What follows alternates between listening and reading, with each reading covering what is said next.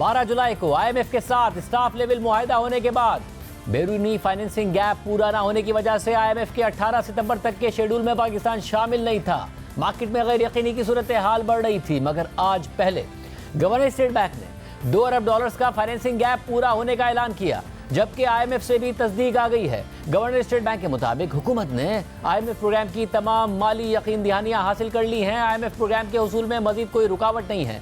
पाकिस्तान सितंबर 2024 में आईएमएफ इजलास में अपना मुकदमा पेश करेगा। वज़ीर आज़म शहबाज शरीफ ने भी काबीना इजलास में दोस्त ममालिक का शुक्रिया अदा किया था। वाशिंगटन में नुमाइंदा जियो न्यूज़ वाजिद अली सैयद के मुताबिक वाशिंगटन में आईएमएफ की डायरेक्टर कम्युनिकेशन जूली कोजैक ने प्रेस ब्रीफिंग दी, जिसमें उन्होंने बताया कि आईएमएफ बोर्ड की मीटिंग 25 सितंबर को तय हुई है। पाकिस्तान और आईएमएफ स्टाफ लेवल मुआहदा जुलाई में तय पाया था। पाकिस्तान ने गुज़िश्ता बरस 9 माह का स्टैंड बाय प्रोग्राम कामयाबी से मुकम्मल किया। पाकिस्तान नए प्रोग्राम की शराइत पर अमल कर रहा है। पाकिस्तान के दोस्त ममालिक ने ज़रूरी फाइनेंसिंग के लिए मदद की, यानी आईएमएफ का एग्जीक्यूटिव बोर्ड 25 सितंबर की मीटिंग में पाकिस्तान के लिए $7 अरब के खुसूसी कर्ज प्रोग्राम की तौसीक करेगा। आईएमएफ के साथ मामला तय पाने से मुतालिक वज़ीर ख़जाना मोहम्मद औरंगज़ेब ने कहा कि अल्हम्दुलिल्लाह आईएमएफ के साथ तमाम मामलात खुश असलूबी से तय पा गए हैं।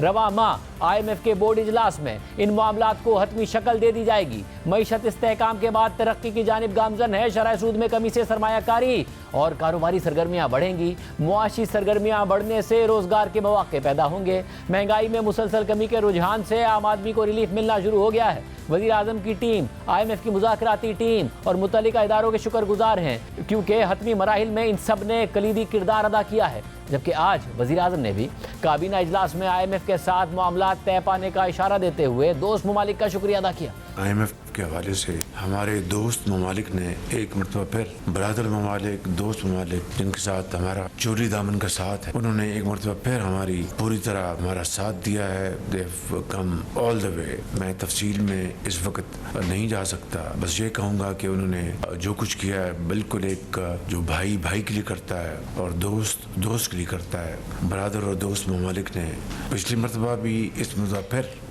उन्होंने उसी तारीख को उन्होंने दोहराया है और पूरा साथ पाकिस्तान का दिया है। यकीनन ये मामलात इसी तरह नहीं चल सकते। हमें कर्ज़ों से जान छुड़ानी होगी, अपने पाँव पे खड़ा होना होगा। आप एक न्यूक्लियर ताकत हैं, हर रोज़ कर्ज़ों के लिए दरख्वास्तें करेंगे तो उसकी जो अहमियत है उसमें कमी वाक़या होती है। जबकि दूसरी तरफ स्टेट बैंक ने आज इस माली साल की दूसरी मॉनेटरी पॉलिसी कमेटी की मीटिंग में शरह सूद को 200 बेसिस पॉइंट्स कम कर दिया है, जिसके बाद अब नई शरह सूद 17.5% है और ये 22% की तारीखी सतह से मुसलसल तीसरी कमी है और गुज़िश्ता 20 माह में शरह सूद की कम तरीन सतह है, मगर फिर भी शरह सूद इंतहाई बुलंद है। गुज़िश्ता माह की 9.6% महंगाई से भी 8% ज़्यादा है, जबकि अप्रैल 2020 के बाद पहली मरतबा पॉलिसी रेट को 200 बेसिस पॉइंट्स कम किया गया है। स्टेट बैंक की जानिब से जारी किए गए मॉनेटरी पॉलिसी कमेटी के एलामिया के मुताबिक आज मीटिंग में मॉनेटरी पॉलिसी कमेटी ने पॉलिसी रेट 200 बेसिस पॉइंट्स कम करके इसे 17.5% करने का फैसला किया है। एलामिया के मुताबिक गुज़िश्ता 2 महीनों में हेडलाइन और कोर इन्फ्लेशन दोनों में कमी आई है।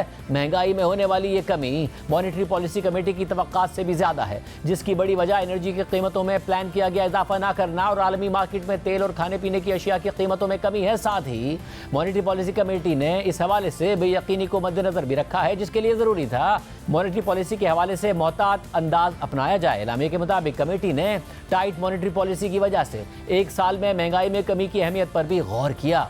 अगस्त में 3 सालों बाद महंगाई सिंगल डिजिट में आने के बाद से तवक्को की जा रही थी कि स्टेट बैंक पॉलिसी रेट में बड़ी कमी करेगा।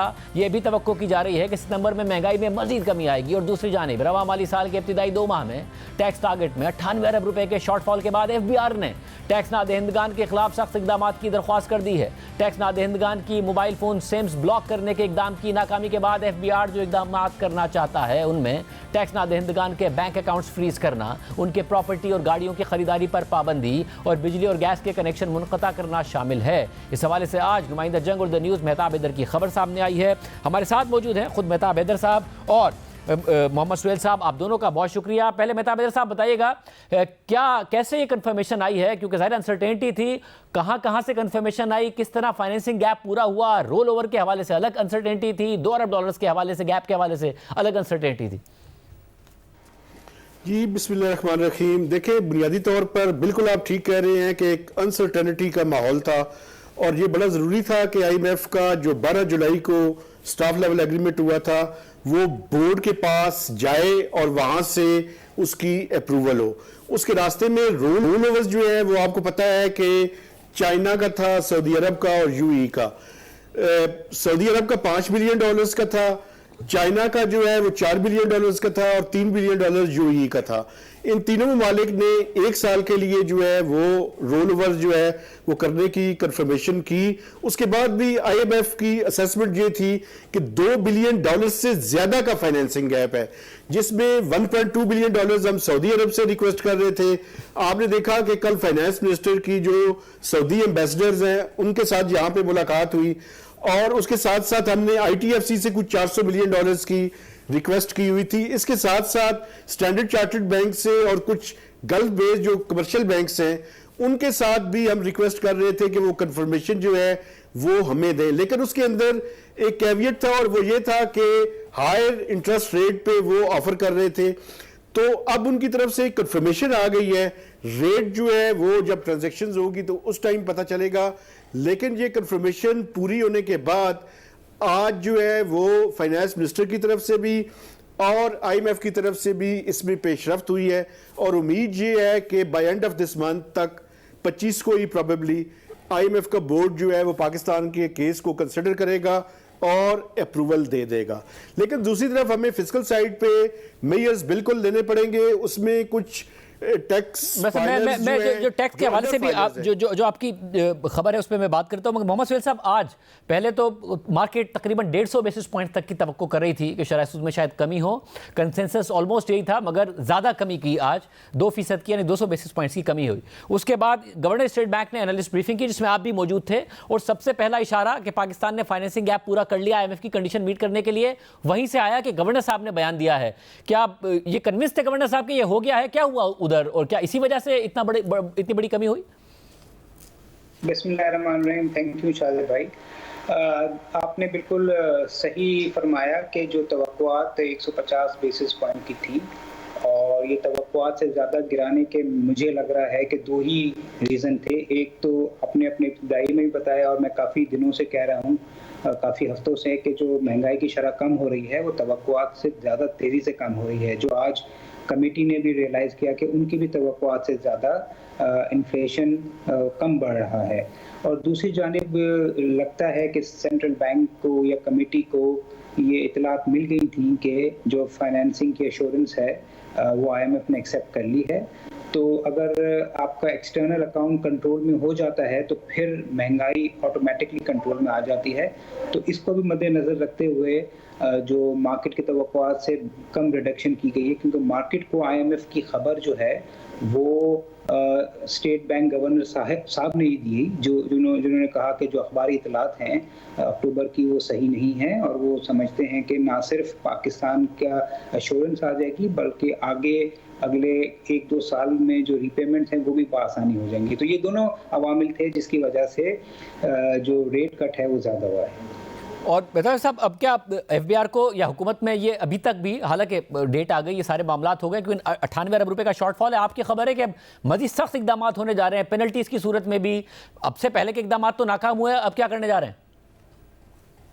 देखिए, बुनियादी तौर पे इस टाइम जो FBR प्रपोज कर रहा है और ये प्रपोजल हुकूमत के सामने वो भिजवा रहे हैं, वो बुनियादी तौर पे ये है कि जो फाइलर्स और अंडर फाइलर्स हैं और नॉन फाइलर्स हैं उनके खिलाफ स्टर्न एक्शंस जो है वो लिया जाए, जिसमें डिस्कनेक्शन ऑफ यूटिलिटीज़, जिसमें बिजली, गैस और बाकी चीज़ें जो है, टेलीफोन जो है वो शामिल है। इसके अलावा जो फ्रीजिंग ऑफ अकाउंट्स, कि जो नॉन फाइलर है या अंडर फाइलर जो है उसके बैंक अकाउंट्स या तो सस्पेंड कर दिए जाएं या फ्रीज कर दिए जाएं और उनके ऊपर बैन कर दिया जाए कि वो प्रॉपर्टी या कोई किसी किस्म की गाड़ी जो है वो नहीं खरीद सकेंगे। इसके अलावा जो AI है, आर्टिफिशियल इंटेलिजेंस और नादरा का जो डेटा है उसकी इंटीग्रेशन के साथ लोगों को ये पहली दफ़ा इंटीमेट भी किया जा रहा है कि FBR के पास जो फाइलर है उसको भी एक नोटिस भिजवाया जा रहा है और जो नॉन फाइलर है उसे भी एक नोटिस भिजवाया जा रहा है कि अगर आप हमारी मालूमात के मुताबिक आपने ये ट्रांजैक्शंस की हैं, ये प्रॉपर्टी खरीदी है, ये गाड़ी खरीदी है, आपकी इतनी इनकम है, अगर आप टैक्स अदा कर रहे हैं तो बहुत शुक्रिया, अगर आप टैक्स अदा नहीं कर रहे तो आप रिटर्न जो है वो फाइल करें और टैक्स जो है वो अदा करें। और अगर कोई अंडर फाइलर है तो उसको भी इसी तरह का नोटिस भिजवाया जा रहा है कि हमारे एस्टिमेट्स एफबीआर के ये है कि ये इतनी आपकी इनकम है तो आप पूरा टैक्स जो है वो अदा करें। तो इस तरह के एक्शंस हैं। इसके अलावा कुछ रेवेन्यू मेजर्स भी अंडर कंसिडरेशन है कि जिसमें फॉर इंस्टेंस उनके ऊपर भी शायद एफबीआर जो है और हुकूमत ये करे कि या तो प्रेसिडेंशियल ऑर्डिनेंस आएगा या जो है वो मनी बिल की सूरत में पार्लियामेंट के सामने ये सारी प्रपोजल जो है वो रखी जाएंगी। और मोहम्मद सईद साहब, जरा एक तरफ था कंसेंसस कि तकरीबन 1.5% की कमी आए शरह सूद में, मगर दूसरी तरफ थी कुछ डिमांड्स कि जी बड़ी कमी करें, 300 बेसिस पॉइंट्स करें और फिर तेज़ी से अब कम करें, क्योंकि अगर इन्फ्लेशन बहुत तेज़ी से कम हो रही है, 9.6% थी, अब एक्सपेक्टेशन है शायद 8% से भी कम सितंबर में हो जाए। इंटरनेशनली ऑयल प्राइसेस भी नीचे आई हैं। आपको लगता है कि ज़्यादा तेज़ी से ये मामला होना चाहिए क्योंकि हुकूमत की अपनी इंटरेस्ट कॉस्ट बहुत ज़्यादा है, या अगर कॉशियस है स्टेट बैंक जो अपनी मॉनेटरी पॉलिसी स्टेटमेंट में भी कह रहा है कि हम अभी भी कॉशियस हैं, वो ठीक है? नहीं, मेरे ख्याल में तो ये सेंसिबल डिसीजन है, बहुत ज़्यादा कट नहीं करना चाहिए। मैं आपको बताऊं, देखें शाहजेब भाई, ये बहुत बड़ी अचीवमेंट है। 38% का इन्फ्लेशन जो है वो विद इन अ ईयर 7-8%, 9% आ गया है। सेंट्रल बैंक को इसका क्रेडिट जाता है। बहुत तनकीद हुई, डिमांड डिस्ट्रक्शन हुई, जीडीपी ग्रोथ कम हुई, मगर सेंट्रल बैंक का ऑब्जेक्टिव ही होता है महंगाई को कंट्रोल करना। और लोग पहले हंसते थे कि जो सेंट्रल बैंक का 7% का टारगेट है अगले साल के एंड में वो कैसे अचीव होगा, तो मुझे तो लगता है वो अगले 2-3 माह में भी अचीव हो सकता है। तो मेरे ख्याल में ये रियल इंटरेस्ट रेट अभी भी बहुत ज़्यादा है, मगर सेंट्रल बैंक गवर्नर ने आज बड़े कॉन्फिडेंस के साथ बताया कि हमने पाकिस्तान में बूम एंड बस्ट साइकिल देखा है, और अगर बहुत तेज़ी से इंटरेस्ट रेट को कम किया गया तो फिर डिमांड बढ़ जाएगी, फिर आपके रिजर्व ख़त्म हो जाएंगे और फिर पाकिस्तान डिफॉल्ट के करीब पहुंच जाएगा। तो मेरे ख्याल से ये एक सेंसिबल डिसीजन है, और ये 2 से 3% का minimum real interest rate positive रहना चाहिए जो पाकिस्तान के एक्सटर्नल अकाउंट के हालात हैं उसको देखते हुए।